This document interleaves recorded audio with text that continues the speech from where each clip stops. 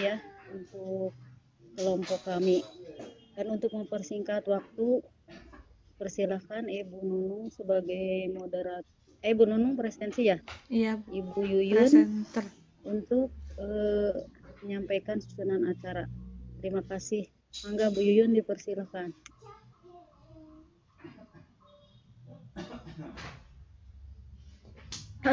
Baik, terima kasih Ibu Instruktur, Ibu Bapak partisipan, Ibu presenter, Ibu Nur Hayati.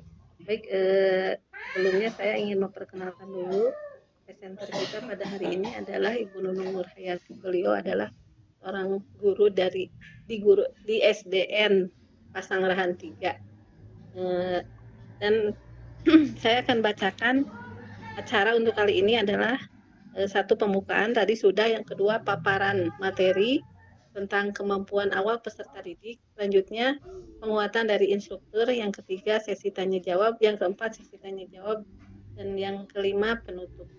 Demikian acara kita pada hari ini.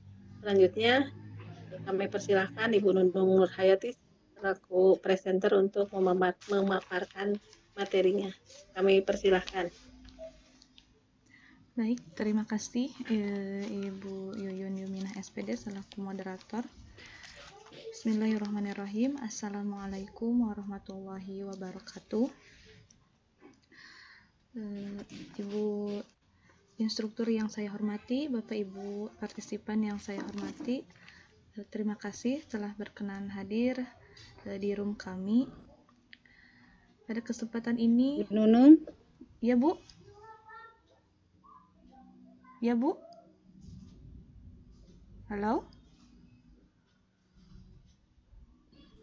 Jelas Bu? Halo Bu Nunung. Halo. Jelas? Itu mikrofonnya Ya. di unmute. Tidak ada suaranya. Oh. Sebentar. Tes.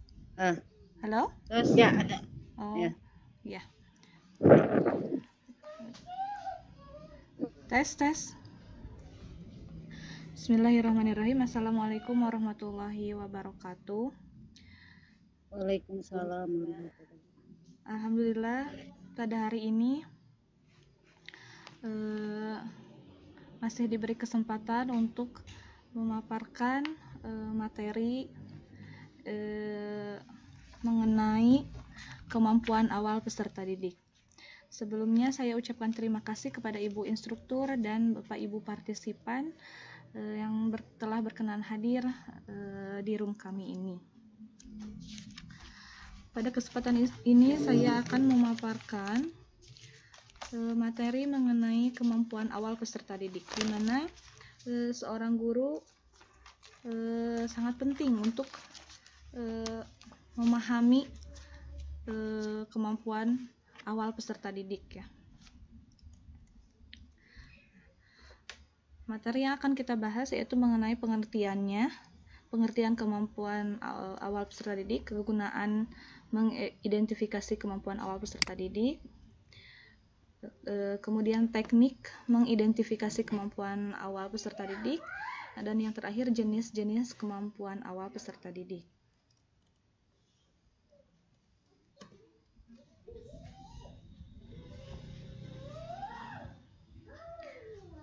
Sebentar. Apa itu pengertian dari kemampuan awal peserta didik? Kemampuan awal peserta didik itu berupa pemahaman, pengetahuan prasyarat, dan pengalaman-pengalaman. Atau dapat disimpulkan pengertian kemampuan peserta didik adalah pemahaman, pengalaman, pengetahuan prasyarat, dan segala sesuatu yang dimiliki oleh peserta didik sebagai pengetahuan awal dan disusun secara hierarkis sebagai basis data pengalaman di dalam diri peserta didik. Diagnosis kemampuan awal merupakan salah satu variabel penting dalam penentuan desain dan proses pembelajaran. Upaya pembelajaran apapun yang dipilih dan dilakukan oleh guru, jika tidak bertumpu pada kemampuan awal peserta didik selaku subjek belajar yang aktif, maka pembelajaran tidak akan bermakna.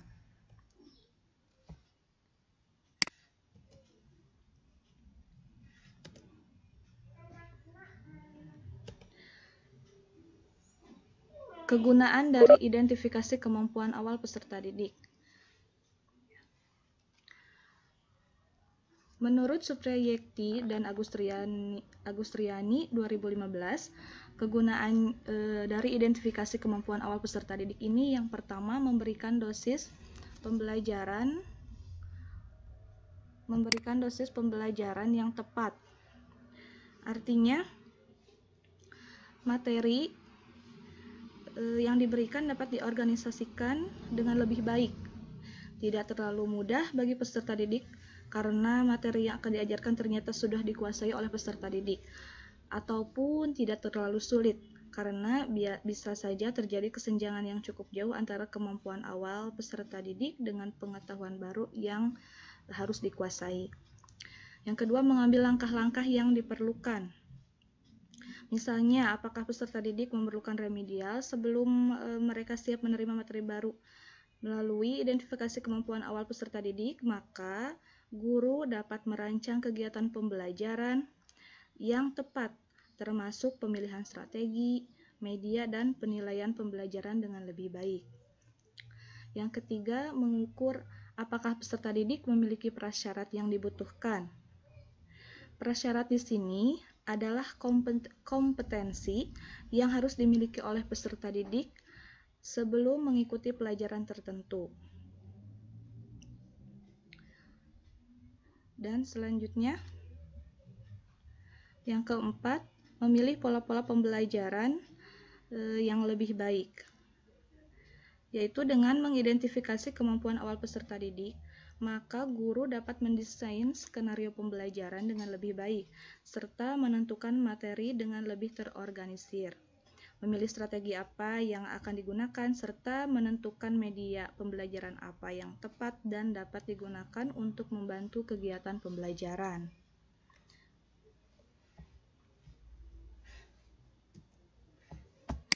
Selanjutnya, teknik-teknik mendeteksi kemampuan peserta didik. Ini juga sama, menurut Suprayekti dan Agustriani 2015, tekniknya yaitu 1. Menggunakan catatan atau dokumen.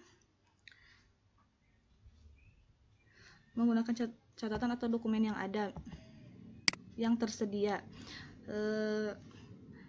Mungkin dokumen itu adalah rapot laporan hasil belajar siswa yang dapat dijadikan sebagai salah satu sumber referensi untuk mendeteksi kemampuan awal peserta didik. Yang kedua, menggunakan tes prasyarat dan tes awal. Tes prasyarat adalah tes untuk mengetahui apakah peserta didik telah memiliki pengetahuan dan keterampilan yang diperlukan atau dipersyaratkan sebelum mengikuti pelajaran tertentu. Sedangkan tes awal merupakan tes yang dilakukan untuk mendeteksi seberapa jauh peserta didik telah memiliki pengetahuan dan keterampilan terkait pelajaran yang akan diikuti. Teknik yang dapat dilakukan misalnya wawancara, observasi, dan memberikan kuesioner kepada peserta didik. Selanjutnya, mengadakan konsultasi individual. Teknik ini dapat dilakukan oleh guru dengan cara mewawancarai peserta didik secara informal, mengajak siswa mengobrol misalnya bisa berupa konseling untuk mengetahui prestasi peserta didik ataupun untuk mengelaborasi masalah yang mungkin sedang dimiliki oleh peserta didik. Selanjutnya, menggunakan angket atau kuesioner kepada peserta didik untuk memperoleh informasi terkait kemampuan awal dan pengalaman yang sudah dimiliki oleh peserta didik.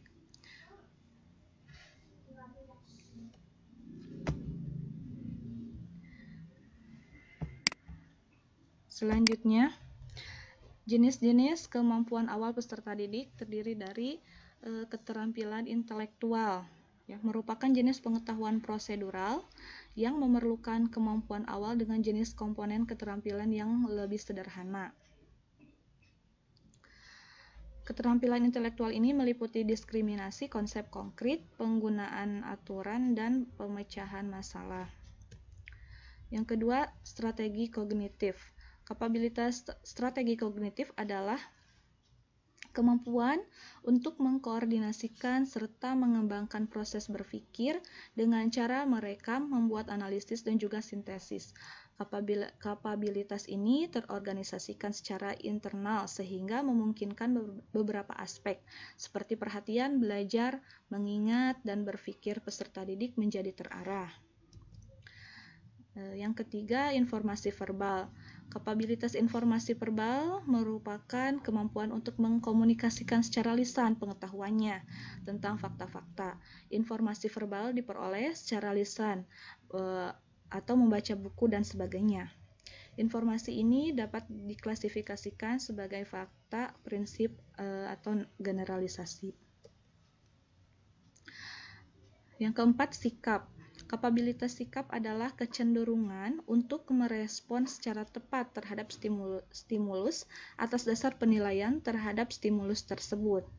Respon yang diberikan oleh seseorang terhadap suatu objek mungkin positif, mungkin pula negatif. Hal ini tergantung kepada penilaian terhadap objek yang dimaksud, apakah sebagai objek yang penting atau tidak. Dan yang kelima, psikomotor. Untuk mengetahui seseorang memiliki kapabilitas keterampilan motorik, kita dapat melihatnya dari segi kecepatan, ketepatan, dan kelancaran gerakan otot-otot serta anggota badan yang diperlihatkan orang tersebut. Baik, demikian paparan materi mengenai kemampuan awal peserta didik.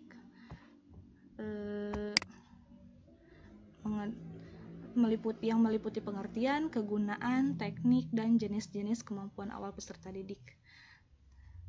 Saya kembalikan kepada Ibu Moderator. Ya, terima kasih Ibu Nunung yang sudah menjelaskan tentang kompetensi atau kemampuan awal peserta didik. Baik, saya persilahkan kepada partisipan apabila memberi tanggapan atau pertanyaan. Kami persilahkan.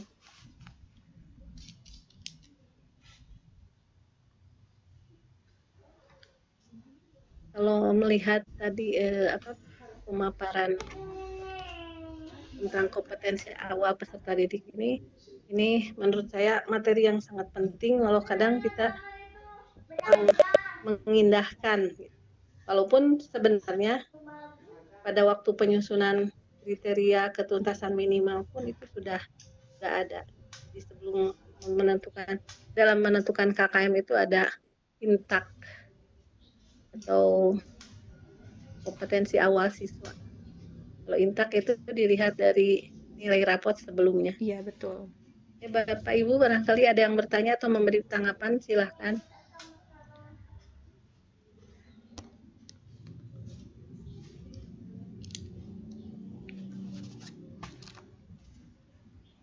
Kompetensi awal itu diperlukan misalnya ketika masuk sekolah, ketika memulai untuk memasuki sebuah lembaga pendidikan, atau untuk pindah ke jenjang berikutnya, jenjang kelas berikutnya, atau ingin mengikuti suatu kegiatan, biasanya suka diadakan dulu, baik itu berupa pretest atau psikotes, itu antara lain untuk mengetahui sejauh mana kompetensi awal yang dimiliki oleh peserta didik.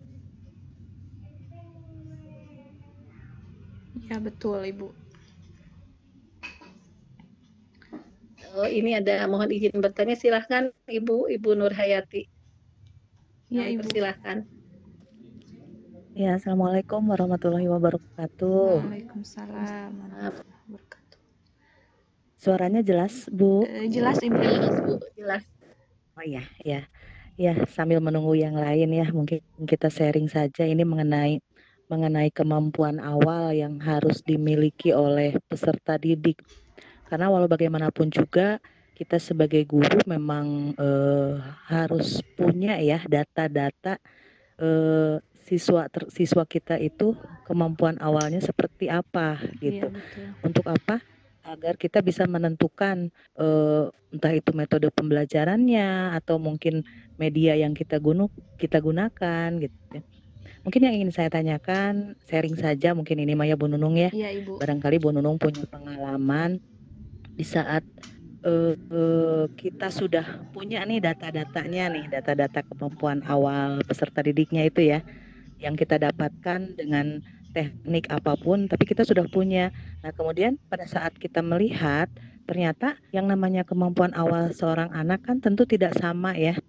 Jangankan begitu, yang kembar saja mungkin belum tentu sama juga kemampuan awalnya. Apalagi dalam satu rombongan yang beragam gitu. Nah, mungkin ini mungkin Bu Nunung pernah punya pengalaman bagaimana nih sikap kita sebagai seorang guru jika kita mendapatkan atau menemukan kondisi di mana dalam satu kelas kita itu kemampuan awalnya itu enggak sama. Itu aja mungkin ya Bu Nunung ya. Iya, Ibu. Sharing Terima saja, kasih, barangkali Bu Ibu. Nunung punya pengalaman. Ya, hatur nuhun. Assalamualaikum. Sami-sami. Waalaikumsalam. Hatur nuhun Ibu. Ya, baik. Enggak Kak, Ibu Nunung. Terima kasih. Abi. Ya, terima kasih Ibu Nur atas sharingnya, atas pertanyaannya. Bagaimana cara kita menghadapi siswa yang memiliki kemampuan awal yang berbeda, mungkin seperti itu ya. Tentu saja ya, siswa kita pasti memiliki kemampuan awal yang berbeda ya. Pengalaman saya tahun pelajaran ini saya diberikan tanggung jawab untuk mengajar di kelas 2 ya. Nah, seiring berjalannya waktu saya terus belajar ya.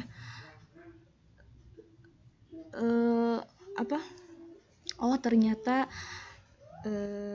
anak ini kemampuannya segini misalnya ya. Anak ini memang terasa sekali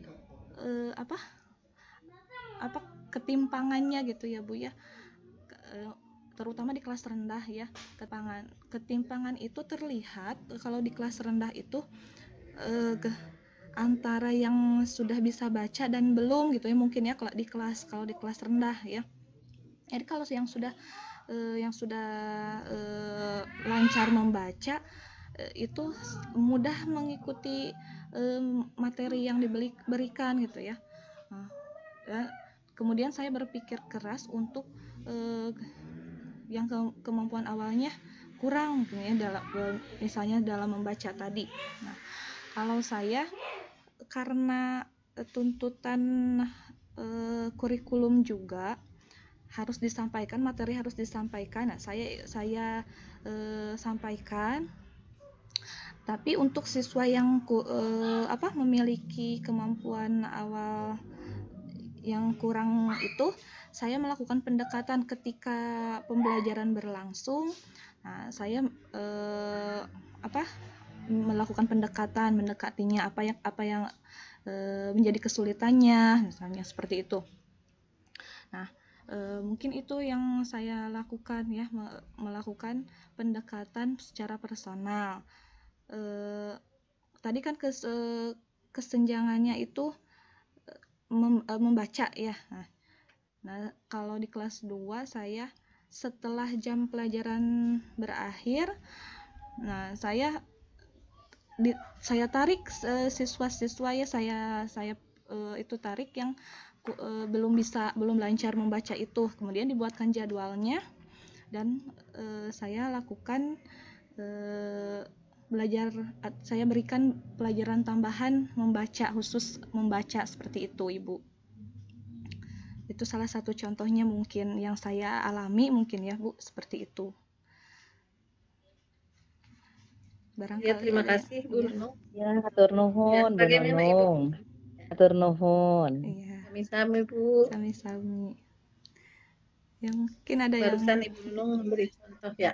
Iya. Ibu Nunung barusan memberi contoh. Iya. Berdasarkan pengalaman beliau dalam menghadapi siswa yang beragam kompetensi awal masuk ke kelas 2 yang dipegang oleh Bu Nunung. Gitu ya Bu Nunung? Iya, betul Ibu. Silahkan. Oh, ini ada pertanyaan katanya dari Ibu Dewi. Bu Dewi, katanya, Assalamualaikum. Apakah tes kemampuan awal berlaku untuk seluruh jenjang pendidikan? Silakan Bu Nunung. Ya, iya berlaku Bu.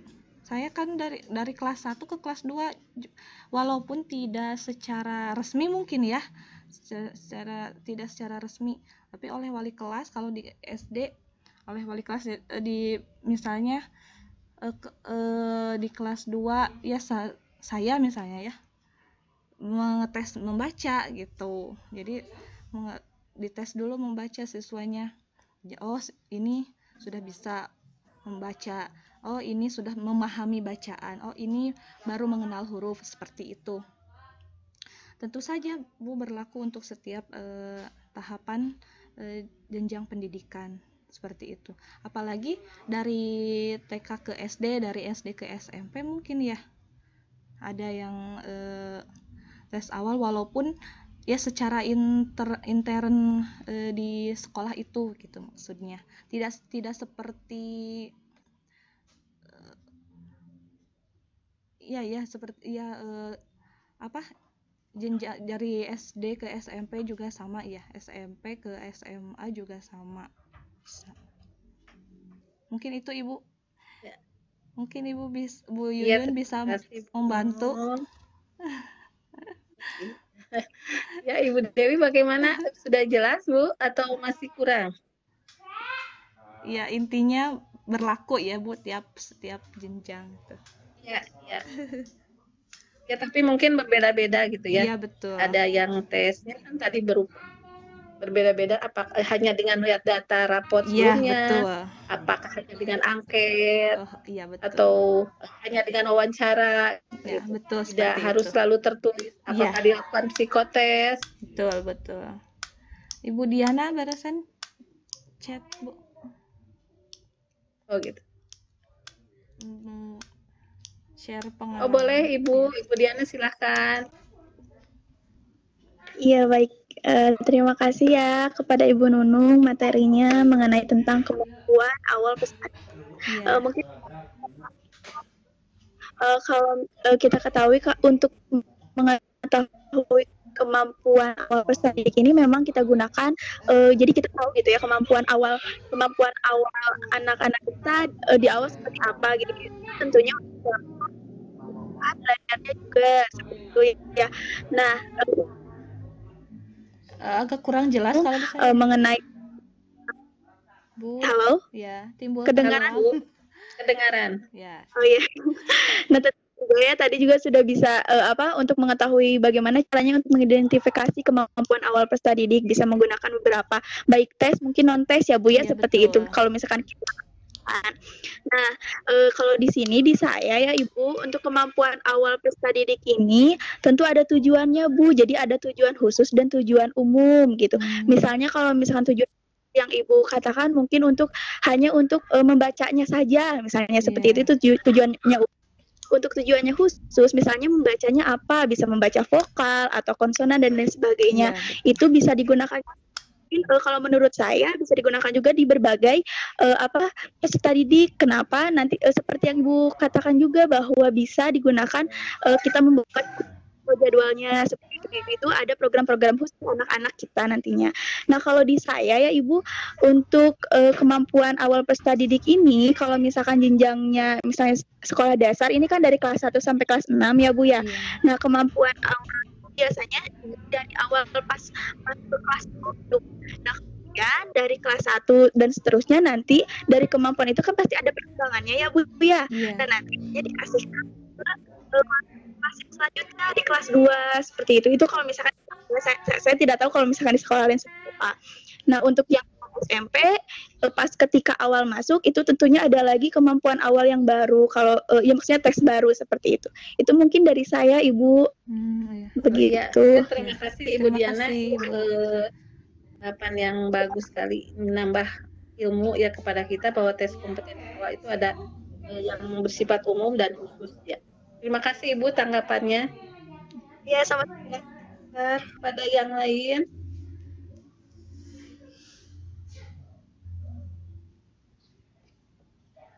tadi Ibu Diana mengatakan bahwa tes kompetensi awal yang bersifat khusus itu antara lain untuk menentukan program ke depannya seperti apa gitu.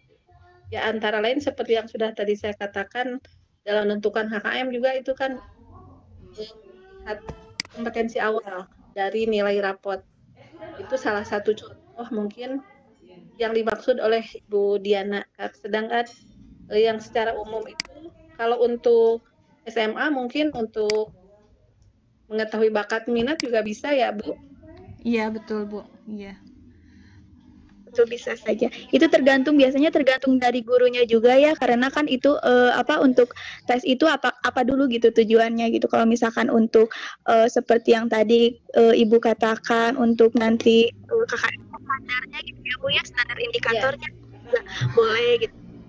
Tergantung para pendidiknya inginnya seperti apa, karena kan memang kalau kita kalau misalkan saya pribadi ya Bu ya, mengajar itu sesuai dengan kebutuhan anak gitu. Kebutuhan anak memang ada kemauan dan ada keinginan juga gitu ya Bu ya. Terkadang juga kalau misalkan sekarang itu kemampuan awal anak seperti apa, tapi kurikulum memaksakan anak untuk melakukan yang istilahnya tidak usianya itu misalnya indikatornya itu yang tinggi dibandingkan dari usianya seperti itu. Itu kalau misalkan saya ya Bu, ini hanya sharing saja seperti itu. Iya Bu, betul. Kalau tidak salah dalam menentukan KKM juga kan ada kompleksitas ya Bu untuk mengetahui. Iya, nah betul ya ada kompleksitasnya. Iya, makanya dilihat dulu kompetensi, diamati, dicermati, diberi nilai berapa gitu. Kalau kiranya terlalu luas buat anak berapa kan itu Ibu dalam menentukan KKM juga. Betul Ibu, betul ya seperti itu.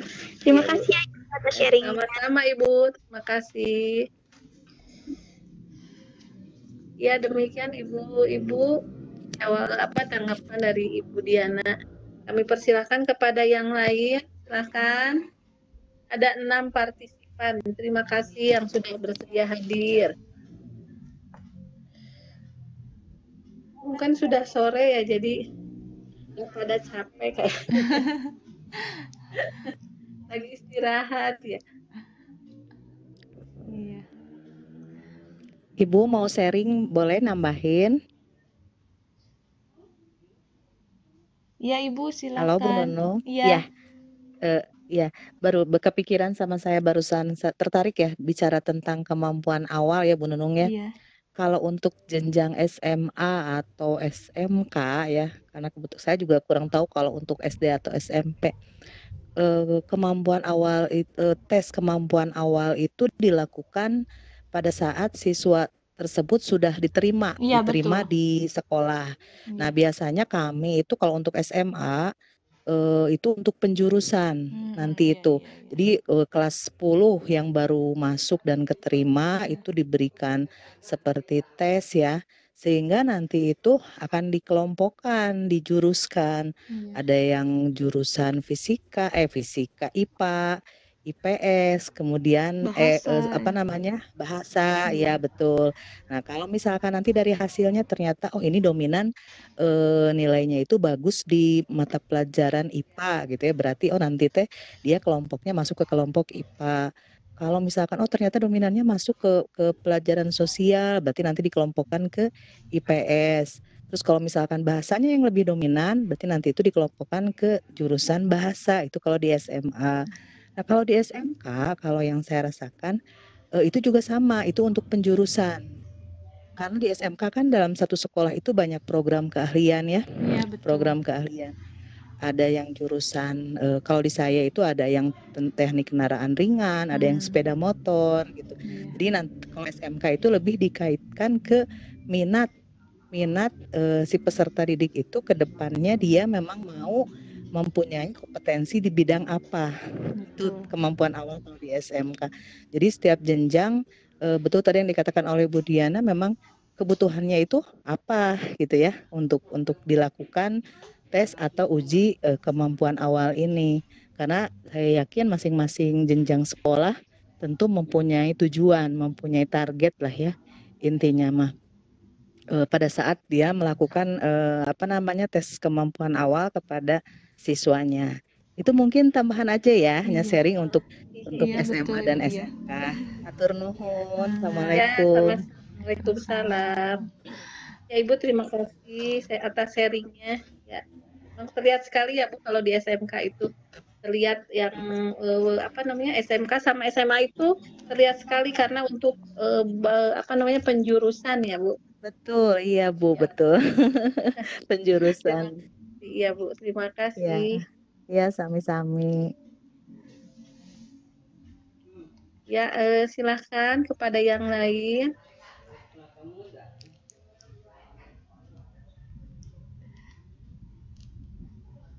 Kompetensi awal itu memang sangat penting. Contoh dalam sederhananya saja dalam pembelajaran di kelas, sebelum mengajar materi baru, kita harus mengecek dulu kompetensi awal siswa. Makanya Betul. dalam pembelajaran ada persepsi, yaitu Iya. untuk mengetahui kompetensi awal siswa untuk mempelajari materi baru gitu, Iya. sebagai persiapan. Iya. Berarti sangat penting kompetensi awal itu ya untuk menentukan keberhasilan pembelajaran berikutnya. Kalau untuk memasuki SD tidak ada tes khusus, sebenarnya hanya dari usia ya Bu Nunung ya. Iya Bu. Tadi juga saya Ya, hampir ke apa terpeleset. Maksudnya bukan tes masuk, tes awal masuk, bukan ya tes ini teh. Jadi seperti yang Ibu berdasarkan usia. Iya, seperti yang Ibu Nur utarakan tadi. Jadi tes kemampuan awal itu sudah diterima di sekolah itu, seperti itu, bukan tes tes rekrutmen siswa baru, bukan gitu. Tes kemampuan awal itu seperti itu. Diluruskan. Ya, paling ya kalau tes hanya dilihat dari umur saja barangkali sekarang. Iya, kalau kaitannya SD dengan iya. Dapodik. Ya, kaitannya dengan Dapodik karena memang kematangan siswa juga kalau misalnya umurnya belum genap 6 tahun belum siap, belum matang untuk masuk sekolah dasar. Kalau dulu sebelum ada aturan yang terintegrasi Dapodik, dulu kan ada anak yang masih umur 5 tahun sudah masuk SD gitu. Iya, betul. Barangkali memang di awal-awal lancar, tapi kesananya mungkin. Nah, Ibu, itu barangkali kaitannya itu dengan sekarang di SD usia berapa Bu? 7? 6 juga 6 Bu, bisa. 6. 3 ya, 6 lebih 3 atau 6. Ya. 6 tapi harus pas gitu Bu. Jadi bulan lahirnya itu pas masuk itu harus 6 tahun pas atau lebih.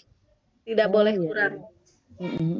Tapi kalau kurang walaupun 1 bulan itu nggak bisa. Bagus ya sekarang ya. Kalau menurut saya justru kebijakan di SD sekarang lebih bagus dibanding waktu pengalaman anak saya waktu masuk SD.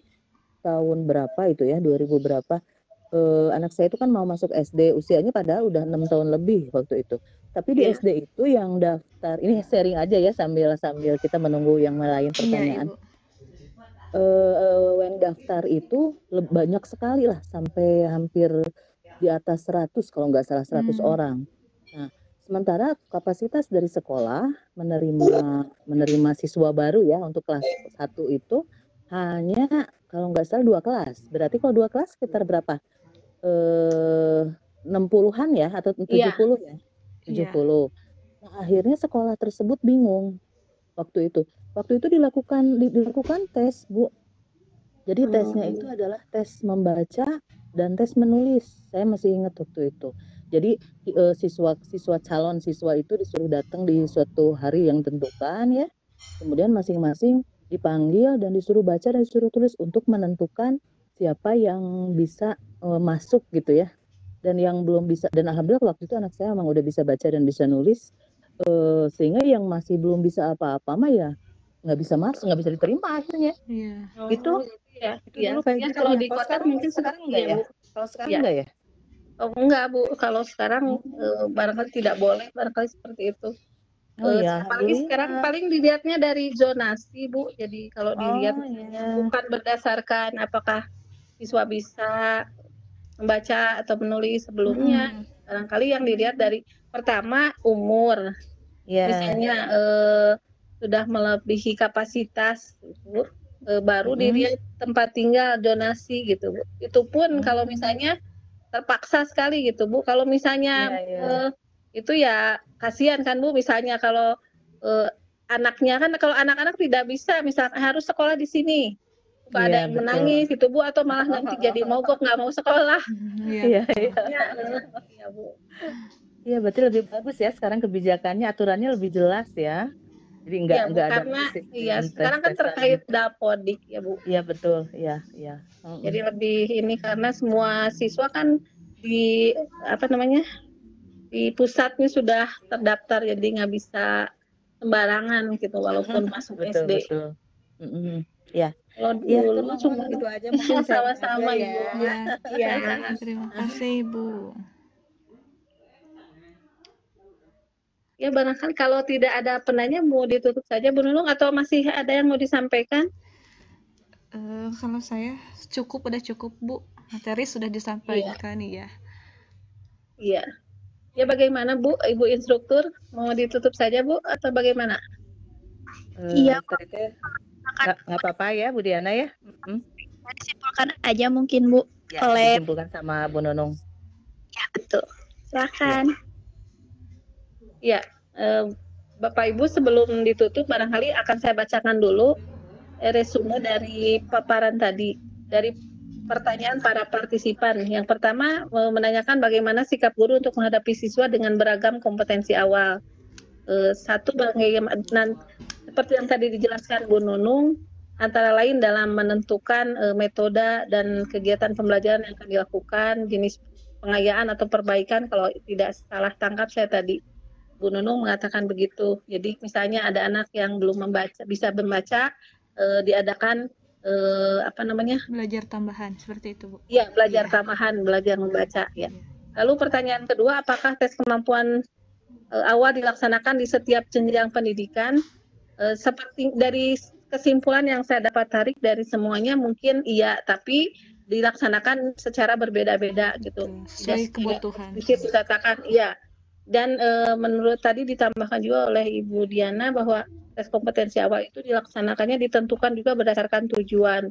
Ada kompetensi awal yang umum dan ada kompetensi awal yang bersifat khusus gitu. Barangkali itu yang bisa saya simpulkan.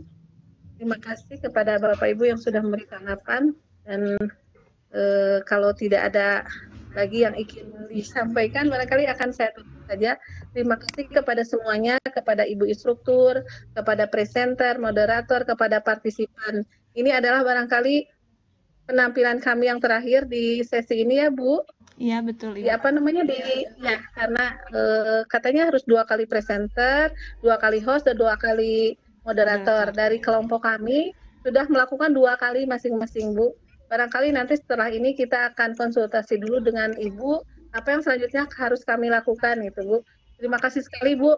Ini bermanfaat sekali dengan menjadi 2 kali presenter, 2 kali host, 2 kali moderator, itu benar-benar memberi pengalaman. Jadi barangkali menjadi presenter pertama kurang ini, lalu di pengalaman kedua lebih tergali lagi gitu Bu. Jadi kesulitan segala macamnya ketemu karena kita tidak hanya 1 kali menjadi presenter. Dan itu pengalaman yang sangat berharga. Terima kasih banyak atas bimbingan Ibu. Mohon maaf bila banyak bertanya Bu. Mohon maaf jika banyak melakukan kesalahan, karena harap dimaklum ini baru pertama kali mengikuti kegiatan seperti ini gitu Bu. Sekali lagi terima kasih banyak. Mudah-mudahan kebaikan ibu-ibu semua dibalas oleh Allah Subhanahu wa taala. Amin. Terima kasih. Assalamualaikum warahmatullahi wabarakatuh. Waalaikumsalam Waalaikumsalam warahmatullahi wabarakatuh. warahmatullahi wabarakatuh.